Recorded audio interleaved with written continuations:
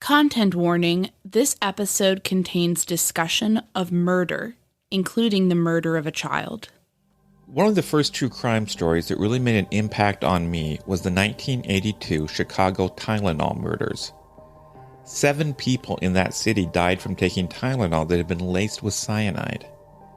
It seemed terrifying that innocent people could pass away so horribly by doing something as normal as taking a pain reliever. And somehow, the very worst part of it was that the person who did it never got prosecuted for those deaths. But maybe that will change. Award-winning Chicago Tribune investigative reporters Christy Gutowski and Stacy St. Clair learned that this case is far from cold, that law enforcement is still working on solving it. They reported on the case and the current investigation in a series of terrific articles in the Tribune, and also in their podcast, Unsealed. We recently got a chance to talk to them about the case. My name is Anya Kane. I'm a journalist. And I'm Kevin Greenlee. I'm an attorney. We first connected while looking into the Burger Chef murders, an Indiana cold case. Together, we built a spreadsheet documenting hundreds of cases of restaurant-related homicides. That original spreadsheet gave way to our podcast, the Murdersheet. Now we maintain that same research-centric, investigative approach as we look into all sorts of homicides, including unsolved cases, historical crimes, and, of course, restaurant murders. We don't just chat about the headlines. Our podcast is a platform for our journalism. The Murdersheet focuses on investigative reporting, thoughtful analysis, thorough research, and in-depth interviews. We're the Murdersheet, and this is the Tylenol Murders, a conversation with Unsealed's Christy Gutowski and Stacy St. Clair.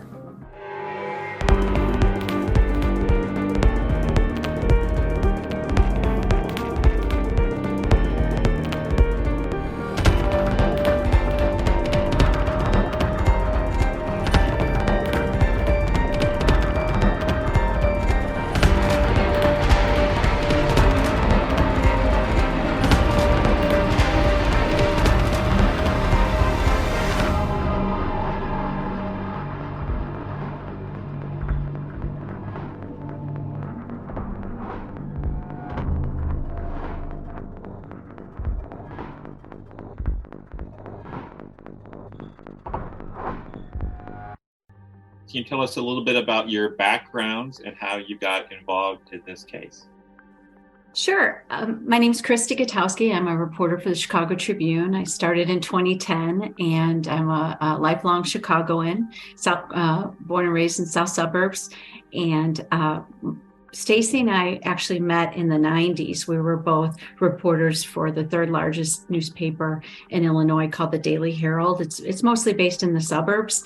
And obviously the Tylenol murders were based largely in the suburbs. So we began writing about some of the twists and turns in this case early in our careers. And I actually was a courthouse reporter in DuPage County for a decade and got to know a lot of the detectives who had been part of Tylenol Task Force 1.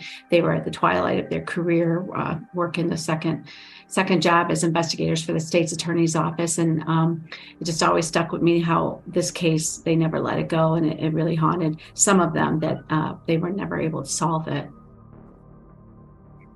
My name is Stacy St. Clair, and I am a reporter with the Chicago Tribune. And, I've spent my entire professional career working beside Christy at 2 newspapers now. And like she said, this is a case that if you are a reporter in the Chicago area, it has crossed your desk at one point or another, because there have been so many starts and stops to the case and twists and turns. So I'm no different. It's crossed my desk a couple of times. And with the 40th anniversary, our editors asked us to take a look at it. We thought we were going to be writing about a cold case, and it turned out it was a lot hotter than we thought. Yeah, we just gotten off the Kyle Rittenhouse trial in Kenosha. late last year, and we were both just exhausted and wanted something different.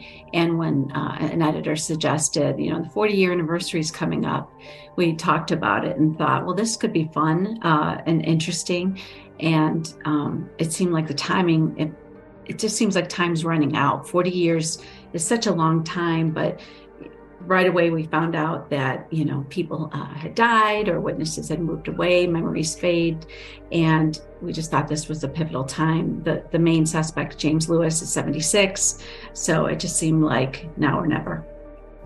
I'd like to go back to the very beginning. Of course, before you can solve a crime, you have to be aware that a crime has actually happened. Can you tell us about the original deaths in this case back in 82 and the process by which people figured out that it was the result of a crime? Sure. So the deaths began in the morning of September 29th, 1982, when 12-year-old Mary Kellerman woke up and wasn't feeling well. Her father told her she could stay home from school, and while he was downstairs calling the school bus to say she wouldn't be on that day, she went into the bathroom and took a single extra strength Tylenol. She collapsed and was pronounced dead before her classmates had really dug into their classes that day. And several hours later, in a town about 8 miles away, Adam Janus was home from his day off. It was his day off from work. And he too was feeling good enough to run some errands, but not great. So he took a couple Tylenol, and he was found unresponsive by his wife, who summoned help. And he was taken to the hospital in Arlington Heights, where really the medical mystery surrounding this case began. And so what happened was Adam's family, they're a family of Polish immigrants in the Chicago area. We have a very large Polish immigrant population in Chicago. Family rushed to the hospital. The doctors primarily spoke with his brother-in-law and his brother, Stanley, and his sister-in-law, Terry, because they spoke English, explained what happened. The entire family then went back to Adam Janus's house to be with his wife and children and start planning a funeral. And that's when Stanley, Adam's brother, and his sister-in-law Terry took Tylenol at the house. You can imagine, right? They're grieving. They have the headaches that come with grief, and they go into the bathroom. They take Tylenol, and then they collapse. And it's those firefighters who respond to Terry and Stanley's emergency call who had also responded to Adam's, and they very quickly look at each other and say, this isn't heart attacks, right? That's what they dismissed Adam Janus's death as, a heart attack. Guys, this isn't heart attacks. This is something else.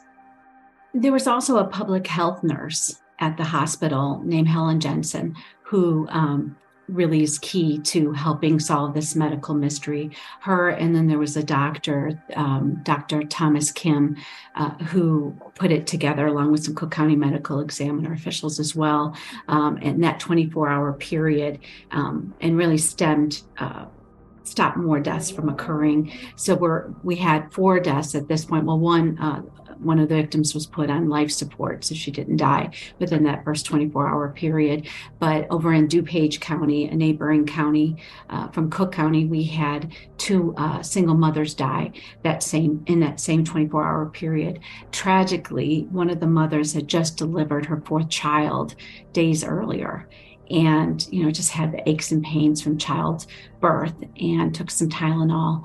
And each one of the victims had the same physical symptoms. Their eyes were fixed and dilated, their breathing shallow, as if being suffocated by some invisible force. All of them were young. Mary Kellerman was 12, the oldest victim was 35, and in relatively good health. Another victim was Mary McFarland in Elmhurst. She died she was stricken at work. She was working at a phone center in the suburbs in Lombard. And she, just from dealing with the public and customers, she had taken a couple of Tylenol and also had those same symptoms. And lastly, there was one victim from Chicago, and she wasn't found. This was on a Wednesday. She wasn't found until that Friday, and that was Paula Prince. She was a 35-year-old flight attendant, but they determined from the receipt from the Tylenol she had bought after she had gotten back from a flight that she had bought it Wednesday and taken it. And literally, the cyanide is such a powerful poison that her body, she was in the bathroom, she had a cotton ball taking off her makeup from a long day's work, and she literally just fell backwards, and half her body was in the bathroom, half was in the hallway, and died. And she was found on Friday. So what really tied it all together were the Janices, because Helen Jensen, who Christy mentioned, the public health nurse, she interviewed Adam Janis's wife to see what would happen that day, right? How did three young, healthy people, all from the same family, end up dead? And in her interview, she determined that they all had Tylenol. Adam's wife mentioned all of them taking the Tylenol. So Helen had this theory that it had to be the Tylenol that tied them together. At the same time as she was interviewing Adam Janis's widow, a firefighter named Chuck Kramer was listening to the conversation. He's in quarantine because they didn't know what was going on, right? They thought it could be like an environmental toxin. They thought it could be some kind of airborne illness. So he's in quarantine with all these other people. They get released because they figure out it's probably not, some kind of airborne illness. And he's on his way back to the station, and he calls in that his crew is going to be out of commission for decontamination.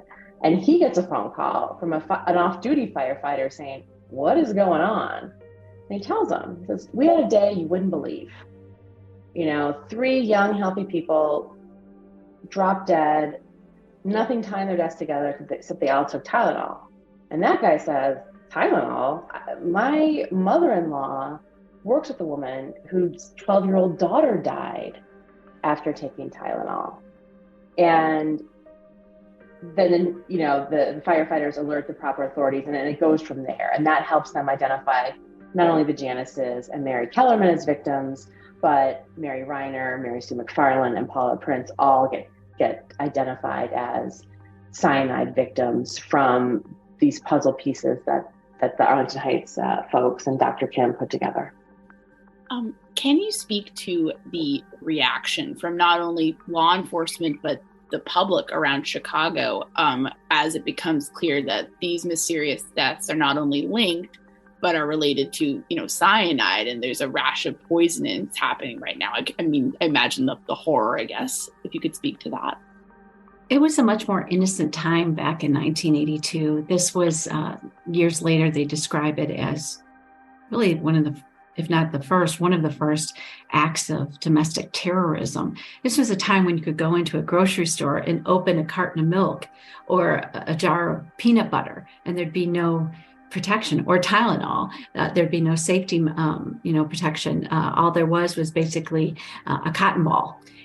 So you can imagine it was absolute hysteria. And, we interviewed people, police officers, and the victims' families and others who described cops going, this is a pre-internet world, going down block by block with a bullhorn, urging people to not to take their Tylenol, to throw out their Tylenol, to turn in their Tylenol to local police departments. So it was hysteria. And this was right before Halloween.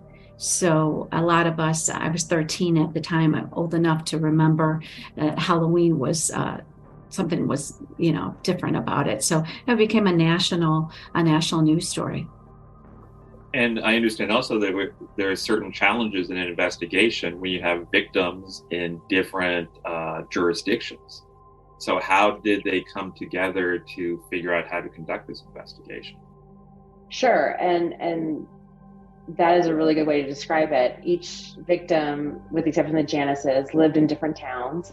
So there's a police department in each of those towns who's investigating, and they happen in 2 different counties. So there are prosecutors in these 2 different counties who will make the ultimate decision whether to charge. So they had different chains of command. And things were kind of all over the place. So what they did was they tapped the Illinois Attorney General, who actually had no jurisdiction. Attorneys Generals in Illinois do not investigate crimes or do not investigate violent crimes. They tapped our Illinois Attorney General at the time, whose name was Ty Fainer. He was a really outstanding federal prosecutor who had experience working with multi-agency task force. So they thought like he would be the best to sort of spearhead the thing. And then President Reagan was concerned. It was causing nationwide panic. So he ordered the FBI into the case. The only problem was the FBI had no jurisdiction, because at the time, tampering with a consumer product like that was not a federal offense. Now it is now, and that's part of Tylenol's legacy. But at the time, there was no jurisdiction for the FBI. So they found a misdemeanor law on the books involving truth in labeling. And so their theory, which they all admit, all the former FBI agents admit, it was preposterous. They're in on it too. They know it's not an authentic or legitimate reason, but their reason for getting in was that they had to investigate whether Johnson & Johnson knew cyanide was in those pills and then didn't put it on the label. So with that sort of, hook and a crook, as they described it in our story, the FBI entered the Tylenol task force. And obviously when Paula Prince was found on October 1st, CPD joined, and that's when things got a little tense. Yeah, I'm wondering if you can speak to some of that tension when you have a task force with, the feds and local police and city police coming together. You get an abundance of resources, but you also get perhaps different opinions and different methods. So if you could speak to that.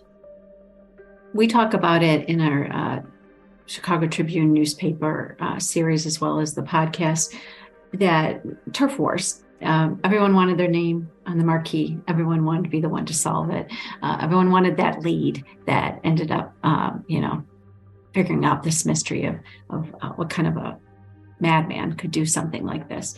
So one thing they did that was kind of ingenious at the time was the task force was organized in teams. So one member of the FBI, one member of the state police, and then a suburban police officer were teamed together daily. And they, go to the task force meeting in the morning, and they'd get updates and they'd get leads, and then they'd go out together. So that seemed to, from our reporting, we found it worked well. But then once Chicago Police Department got involved, there was a lot more friction, especially when Chicago police developed their own suspect in early October.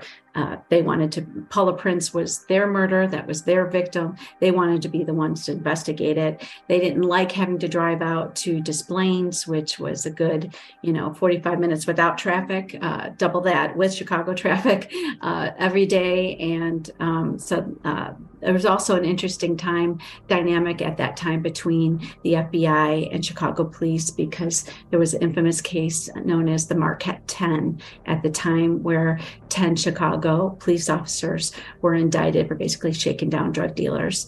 And it was an FBI federal investigation. So, they didn't go into Tylenol, to the task force and to the investigation with the best relationship to begin with. One thing I found interesting reading the articles is that nowadays we hear a lot about FBI profiles and things of that nature. And apparently this is one of the first cases where profiles really played a part. And can you discuss that? Yeah, so it was one of the earliest uses of it. And, I will say that investigators, both in 1982 and today, there are some who find it, a little little bit too broad, almost like a horoscope where you could make anything kind of fit.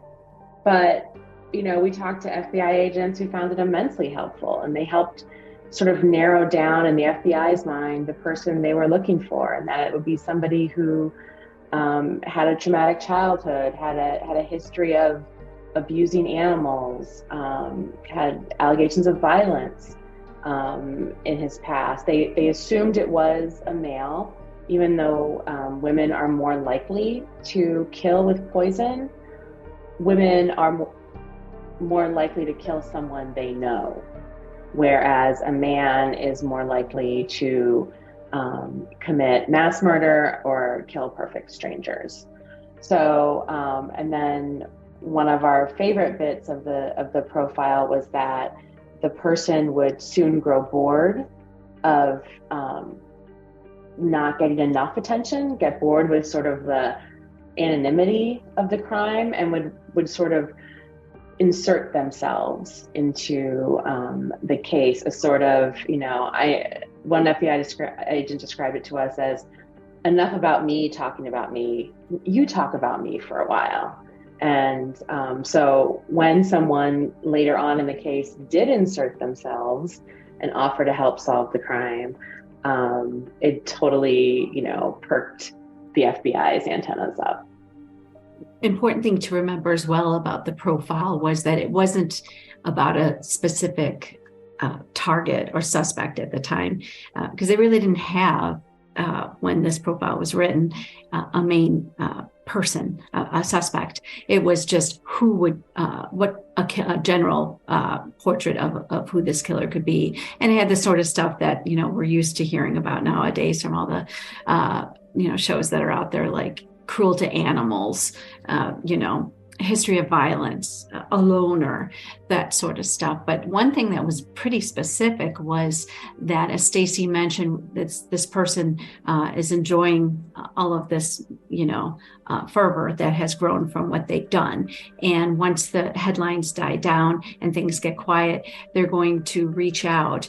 And the profiler said that they're going to identify with someone in law enforcement. And they actually described the person as someone who would wear a red tie and a blue suit and had gray hair. And that turned out to be pretty prophetic.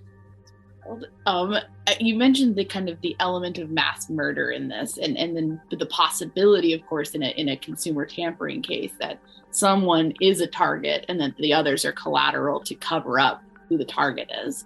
And of course, there's other scenarios that they were looking at, like post-manufacturing tampering versus factory contamination. Can you speak to some of those different possibilities and how they were either eliminated or considered over the course of the investigation? Sure. So they did look at each victim individually to see if they had anyone in their orbit who would target them. Obviously, you look at family, coworkers, close friends, and that was done. And they didn't find anyone who was specifically could be targeted, in large part because the victims either bought the bottles themselves, or, in Mary Kellerman's case, she's 12 years old, but her mother bought the bottle, right? So you have to start playing the odds. Like, if you want to target one of the victims, well, what are the odds that you're going to get them in the store, get them to pick the poisoned bottle off the shelf, and then take it all within the same window? Like, the odds are very low, right? That would happen. Same with the production, because some of the pills were made in Texas and some of them came off a production line in Pennsylvania. So, and they never crossed paths. I mean, some of the bottles did, because some of, like, Mary Kellerman and Adam Janus came from the same lot, right? But not all the poison bottles that were found, including 3 that were found after the deaths. They were either pulled from the shelves or turned in. None of those bottles were all in the same place at the same time. So they said, okay, so what are the odds that if you did it at the plant as they're coming off, what are the odds, even in both 2 separate places, what are the odds that they all end up in Chicago and are purchased in the same 24-hour period? So they just sort of mathematically eliminated a lot of the possibilities that way and said it had to have taken place on the store shelves. Also, they looked at disgruntled former employees of the grocery store chains where the tainted bottles had been purchased or were recovered in the recall. They did deep background checks on each one of the victims and their families. And actually, two of the spouses, one was a former spouse, did lie detector tests. And so they looked at whether one of these people could have been targeted, Anya, like you asked, and they ruled that out. Another thing that struck me about the investigation was the use of media. They actually reached out to the former Chicago Tribune columnist, Bob Greene. Can you talk about that and the impact and effect of that? So yeah, I'll talk about one of the not so great moments in Tribune history on your podcast. So at one point, the profile suggested that the killer was enjoying the attention. So they had, with the profilers suggested they go to Bob Greene, who was a very popular Chicago Tribune columnist, and they asked him, with Mary Kellerman's parents' consent, to write a column that provided the address of Mary Kellerman's home and the location of her grave.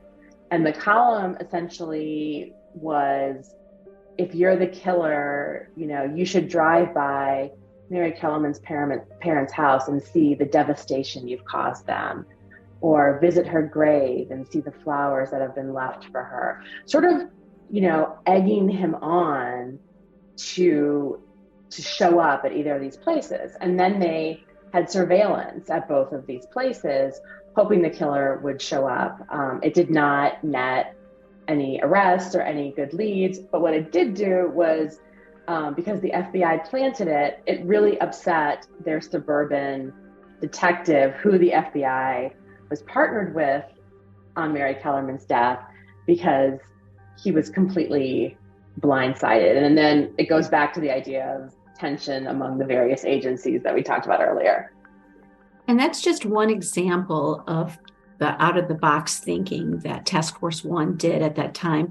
This is before DNA and the CSI world that we live in. Nowadays you've got you can't go to the grocery store without being captured and photographed, a dozen times. But back then, they didn't have that. So there was a lot of different things that Stacy and I dug up that they did back then that really was out-of-the-box thinking. Like we interviewed Gray Steed, a former retired FBI agent, who talked about how they went to their counterparts in counterintelligence and reached out to the Soviets to find out if the Soviets had their satellites focused in on any of these stores where the 8 tainted bottles had come from, to see if was there a chance that we actually caught the killer in the act.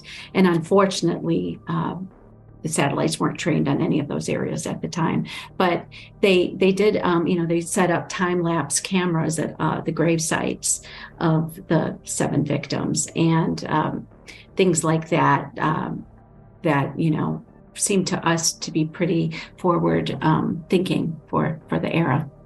And they even went to libraries, right? And looked up who had checked out books on cyanide. And veterinarians to see if anyone had practiced on animals first. And they looked at,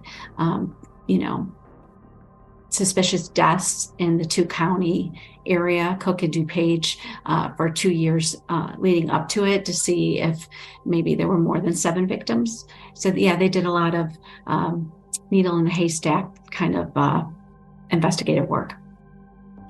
I wanted to jump into some of the suspects that came on, throughout this, one, Roger Arnold. And I was wondering if you could speak to him and, tell us, why were police interested in him? Roger Arnold was a Chicago man, and in 1982, he was a bit down on his luck and despondent. He was going through a divorce. He actually had all of these different similarities or coincidence to the crime. For example, he was a dockhand at one of the grocery chains where 2 of the 8 tainted bottles came from.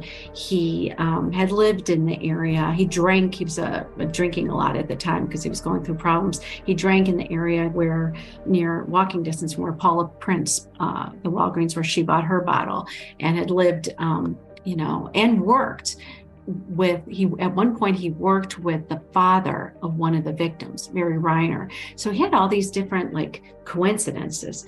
So in early October, a owner of a bar on Lincoln Avenue in Chicago calls the Chicago Police Department and drops the dime on Roger Arnold. Says, listen, I've got this semi-regular who comes in here, and he was talking about having cyanide in his house, bragging. He's kind of like an amateur home chemist, and he was bragging about having cyanide, and he thought that was suspicious, so he called the police. So the police thought it was suspicious as well, and they picked up Arnold.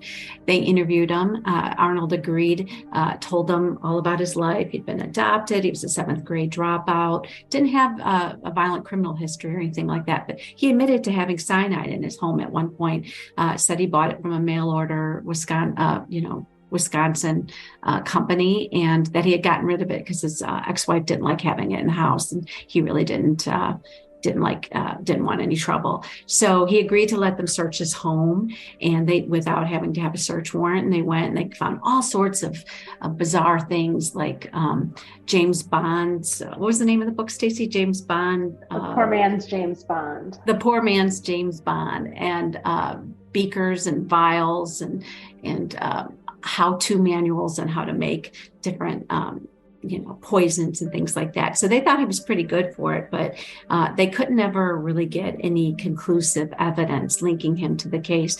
And their investigation of Roger Arnold ended up getting thwarted because, again, this has to do with some of the politics involved in this huge case. While they were inventorying their everything they had found in the search, CPD brass came in and started trying to interview Arnold, and this rapport that these 2 detectives we interviewed had gotten ruined, and Arnold lawyered up and he stopped talking. So he was released 72 hours later on basically just misdemeanor weapons violations, because they found some unregistered weapons in his home.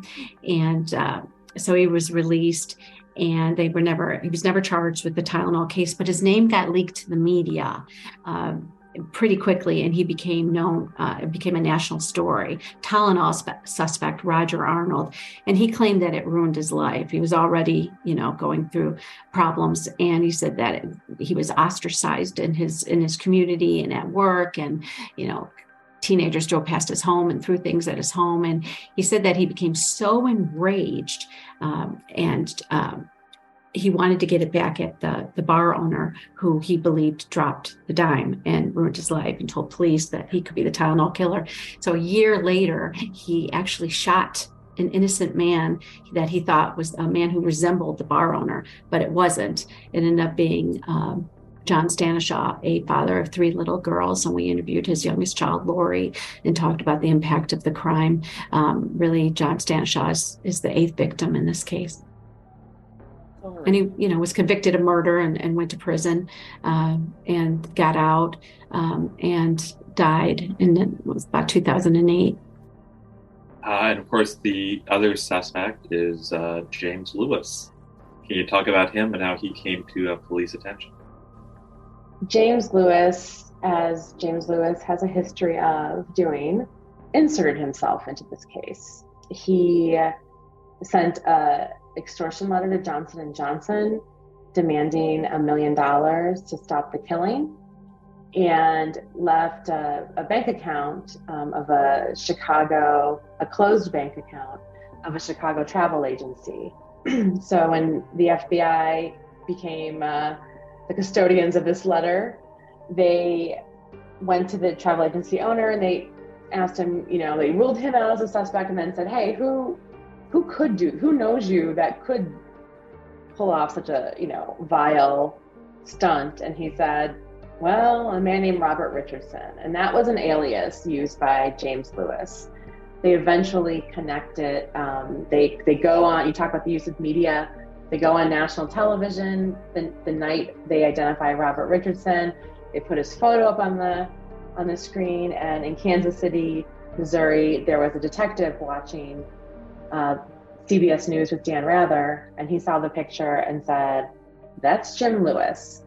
So he called the FBI, and before Dan Rather was off the air that night, the FBI knew the real name of the extortion letter writer, and that was James Lewis. And the more the FBI learned about James Lewis's past, he was wanted on a credit card scam in Kansas City and had been arrested, though charges were later dropped because of a Miranda violation. He had been arrested for murder in Kansas City. And once they learned those details of his past, he went from sort of opportunist writing an extortion letter to prime suspect in the murders. James Lewis has always denied any responsibility for the Tylenol murders. He had admitted in court, his lawyers did on his behalf, that he wrote the attempted extortion letter, but he has always denied that he was the one responsible for putting cyanide in the capsule. So it's very important to note that. In the murder that Stacy mentioned, it was in 1978 in Kansas City, and it was incredibly brutal. It was a dismemberment of an elderly man. James Lewis had been his tax man. He had done the man's taxes, and the man actually met James Lewis because he was a walker. He would walk in his neighborhood and past Lewis's home where he did his tax services. And at the time, Lewis had a little girl, and he waved to the little girl. We interviewed someone who told us the story about this, and they just got to talking, and he began doing his taxes. And this elderly man, had some means. He had some money saved up, and Lewis was charged. There was a $5,000 check that they determined to Lewis from the victim that had been forged. There was also Lewis's print was found on a pulley that was used to hoist this man's body into his attic, where he was found dismembered. But because of Miranda violations, James Lewis, the murder charge was dropped on the eve of the trial. And we actually interviewed the prosecutor in the case, who's, talked about how the case still haunts him. You mentioned Lewis's daughter. Can you tell us what happened to her? Yeah, she was born with Down syndrome. Her name was Tony Ann. And as many children who have Down syndrome, she had a heart defect. And she had a surgery when she was about 3 months old, and another one when she was 5 years old, and she did not survive the surgery. She died of post-surgery complications, including the rupture of the sutures used to repair her heart. And those sutures were manufactured by Ethicon and marketed under the brand name Proline, which was trademarked by Johnson & Johnson. And of course, they're the manufacturer of Tylenol. Yes. Another important thing to know about James Lewis is when he, as Stacy mentioned, he was wanted for the credit card fraud. He left Kansas City and lived in Chicago for under a year under the alias. And then 3 weeks before the Tylenol poisonings, moved to New York. And he's been a focus for quite a while. Can you tell us about the sting operation mounted against him a while back? Sure. So James Lewis did go to prison for the attempted extortion. He was never charged with the killings, and he got out in about the mid-90s. And then after that, the case was, somewhat dormant. They would do occasionally, send things to the lab for testing, but there was nobody working full-time on the case. And in 2016, a Chicago journalist went to the FBI and said he had been investigating the case for years, and he believed he had solved it. And the special agent in charge of the Chicago office, Robert Grant, his interest was piqued. So he called in one of the FBI agents from the first task force, a man named Roy Lane Jr., and he asked Roy to come in and listen to this journalist explain what his theory was, and Roy did. This was sort of the case that he's a legendary FBI agent in Chicago, and this was the case that he never got to solve, that he never got to close.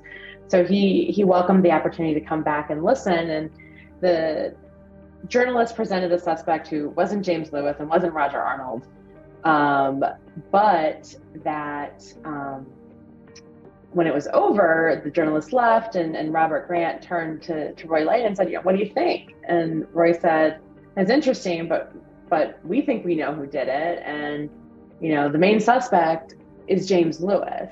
And so that got them thinking that maybe this was, a cold case they should reopen. And they did. And they did so under a sting operation. And this might sound familiar, in which a journalist talks to Roy Lane Jr. and says, I've solved the case.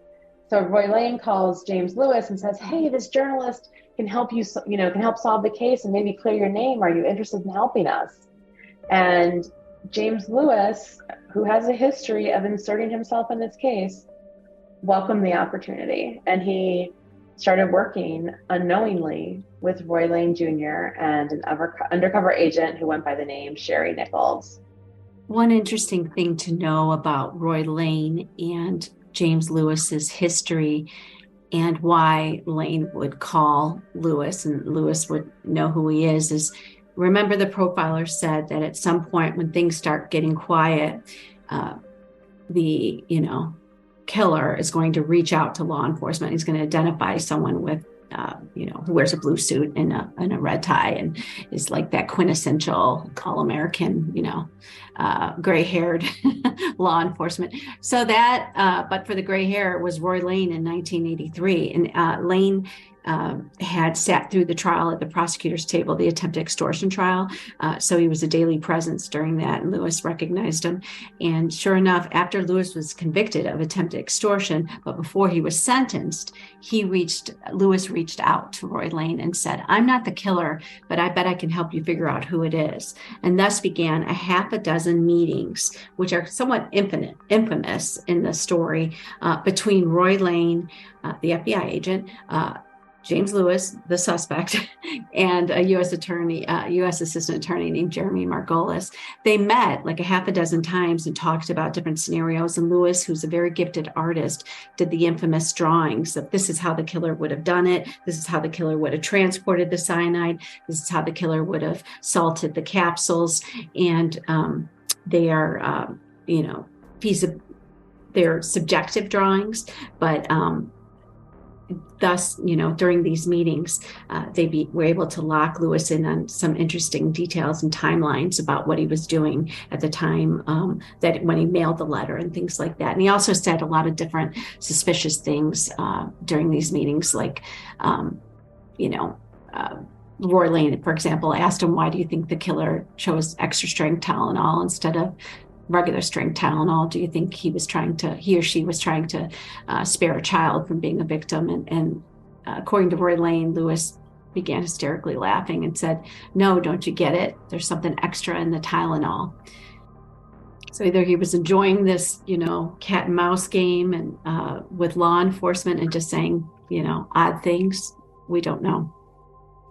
What was the end result of this sting operation? So jump forward to 2006. Like Stacy said, they began this was 18-month sting operation where they traveled to New York and Chicago and Kansas City, Missouri to research, going back to James Lewis's early life to research this book. And secretly, they're recording them the entire time. And they get enough what they considered to be evidence and present it to judges in Cook County and Middlesex County in the Cambridge area where Lewis had relocated after he got out of federal prison. And they get they get judges to give them search warrants. So they were able to do this infamous raid that was national news in 2009, where you saw the FBI agents carrying the banker boxes out of Lewis's condo in 2009. So they later went to court to get his DNA and fingerprints, which they had earlier copies of, but they did it again. We should state that Lewis is there's no physical evidence at all, direct physical evidence connecting Lewis to this crime. But so then, that was reported on in 2010, and that was it. You never heard anything after that. There were no charges, and just story kind of faded into the background. Prosecutors were asked to seat a grand jury to get testimony from witnesses. Police believed, investigators believed they had what they called a chargeable circumstantial case. But as far as we've been told by sources, one witness out of 5 requested was called before the grand jury, and that witness took the fifth and didn't answer questions. So that was the thing that Stacy and I really wanted to figure out when we began our investigation. What did they get during this 18-month undercover sting operation? And was it, why did prosecutors not charge? Did they really have anything? We had heard it was a circumstantial case. And so we really wanted to find out what they had on them. Besides the extortion letter, of course, and the odd things he said to Roy Lane and Jeremy Margolis during those meetings. And you said when you first started working on this, you thought it was a cold case, but you found out things were still happening. Were those things happening involving, they involved Mr. Lewis? Yes. So Stacy and I began, I believe, in January, and we were able to get a list of about 100 names of people who were the law enforcement who was on Task Force 1. And we just we didn't want to assume anything we had read or heard about the case was accurate. We wanted to report it as if the crime happened today or yesterday. So we began calling people. And one of the first people we called, I'm not kidding you, literally one of the first people we called was this long retired suburban police detective who said, "Oh, my son, Herb Hogberg Jr. is an FBI agent and he's doing stuff on the case now." And our jaws dropped and we realized that they're still working on it. And then we began, making more calls, and we learned that there was a meeting between, there's been this one detective, a suburban detective named Scott Winkleman, who has just made this his passion since 2006. And he's just kept working the case. We found out that he met with top Cook County state's attorney investigators in January. And then there were later meetings this last summer, which culminated in them going out there in late September and interviewing Lewis for several hours, we reported. So yeah, he's still the target, and he's been the target for decades. I wanted to take some time to leave Chicago and go to New York for a second, because I'm from a town called Bronxville, New York. And so I've always been very interested in this case because the grocery shop where I grew up going to across from my church had some sort of Tylenol or some sort of similar poisoning a few years after the Chicago poisoning. 1986, yeah. Yeah. So your grocery store was the A&P then? Yeah, it would go back and forth between A&P and Food Emporium when I was there, but it was the same building, same structure. Same building. And that was that Diane Ellsworth. Yeah. I was wondering if you could talk a bit about that and if you came upon anything about that in your investigation. So when we talk about legacies of the 1982 case, one of the main ones is all the safety seals that we see on bottles today, on everything from the milk and peanut butter Christy mentioned to our medicine.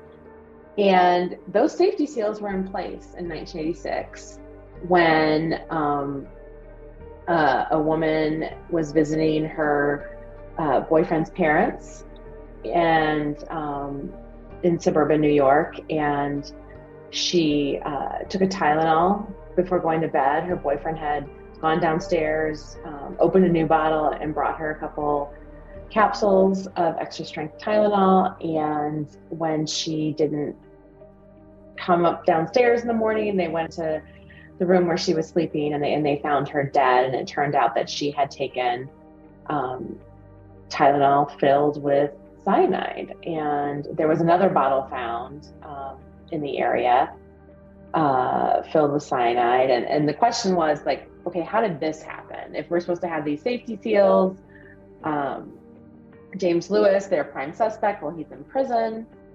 so like, how does this fit into sort of their working theory of what happened in 1982? We talked to a retired police detective who investigated that case, and he told us that both the FBI and his department believe the bottles were still tampered on the shelf level, though they didn't entirely rule out the production line like the 1982 task force did.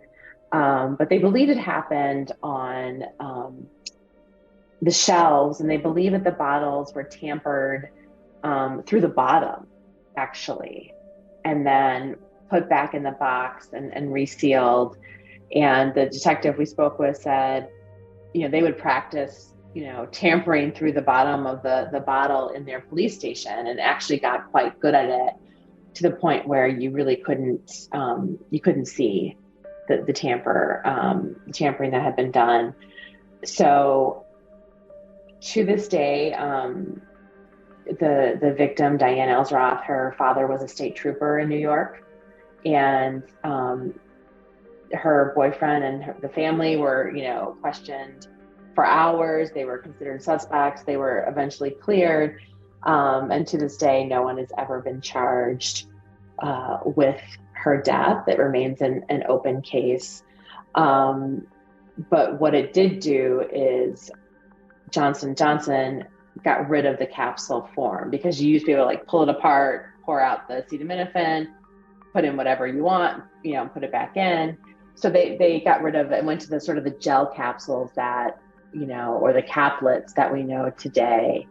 And that began, another sort of tragic legacy of this case.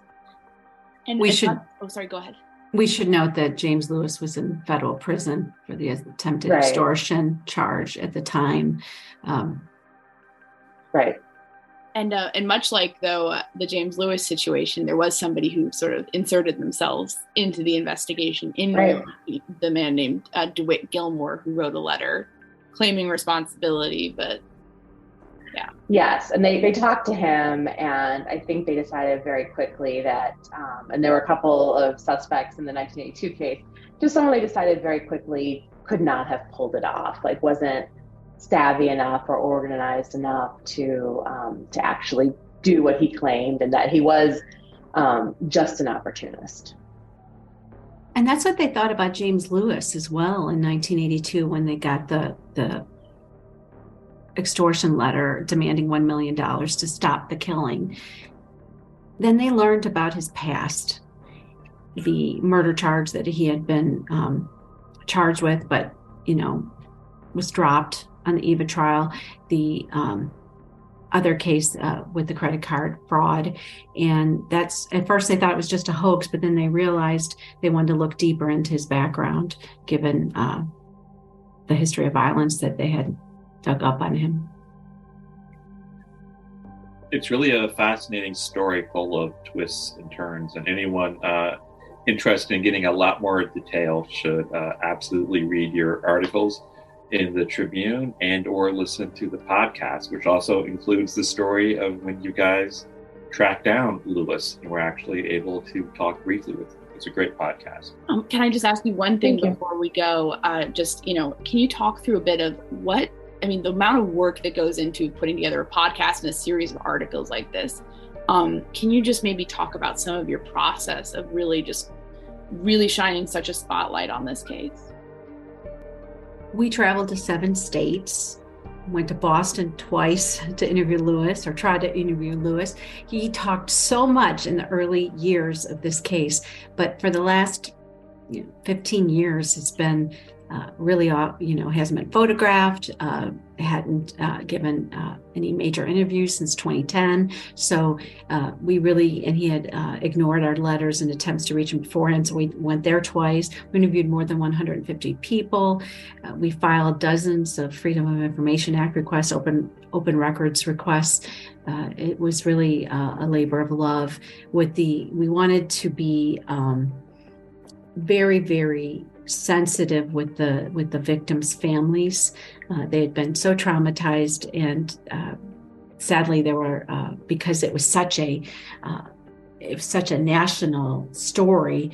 They had dealt with some bad actors in the media back in the day. People just camping out on their lawns and things like that. So we decided the best way to approach them. We thought about how we'd want to be approached was a handwritten letter. So we wrote letters to each of the victims' families rather than just showing up on their doorstep or cold calling on a Saturday afternoon. And we accepted their refusal if they said, I've been down this path too many times, and rather than badgering them, and we went on to the best friend or the bridesmaid or the coworker or the neighbor, things like that, because we really wanted, rather than just focusing on how these poor souls died, we wanted to say how they lived. They were truly amazing, innocent human beings, and that the world was deprived of some wonderful people. So that was challenging. We also did a lot of source work. We were able to see undercover FBI video from the sting, which that doesn't happen a lot, right, Anya, in reporting career. So that was a pretty aha moment for us of some of the things that Lewis said, and so it was a real journey. Awesome. Well, this was tremendous. Is there anything we didn't ask you about that you think it's important to mention about this story or your process, or anything that people should know going into this? It's one of those, we talk about this sometimes, these crimes that seem really complicated but are ultimately relatively simple. And then in this case, it's very much a sprawling case, it sounds like.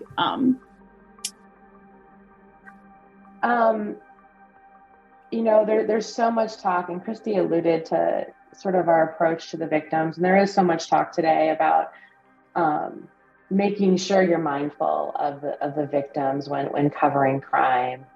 And I am proud that we met the victims where they're at, but also had each victim represented by someone who loved them in the podcast and in the print piece, and someone who remembered them. And someone who still cares whether this case is solved or closed or what the status of the case is. So there are people out there who still want answers for deeply personal reasons.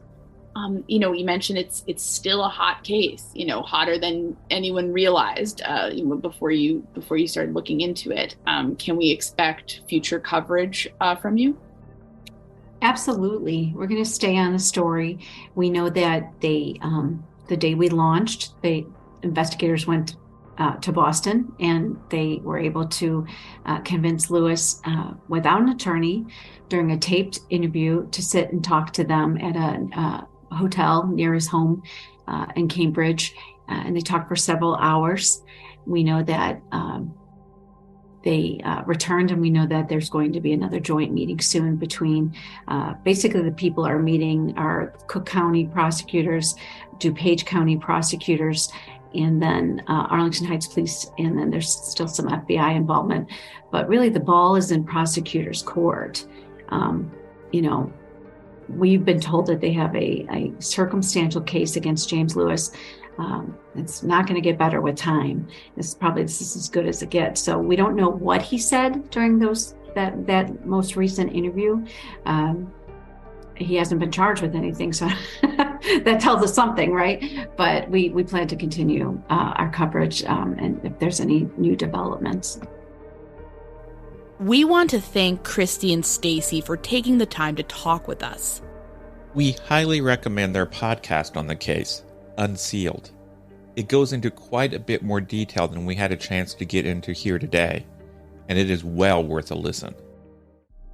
Thanks so much for listening to the Murder Sheet. If you have a tip concerning one of the cases we cover, please email us at murdersheet@gmail.com.